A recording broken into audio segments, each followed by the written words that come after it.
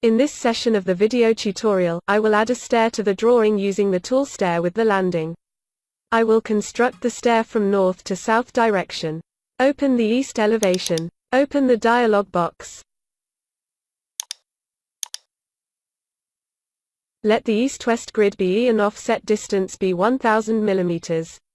Select the north-south grid for bottom and top level as level 1 and level 2.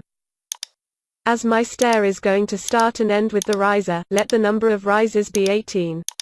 Tread length is 250. Stair width is 1000. Waist slab thickness is 225. Select left run for the stair.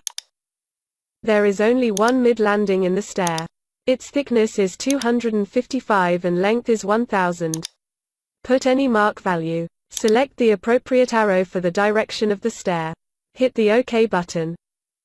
Select the proper bottom and top slabs.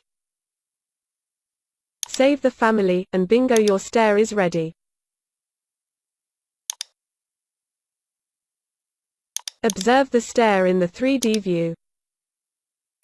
See, this stair starts and ends with the riser. Notice all the smooth joints between the stair and the floor.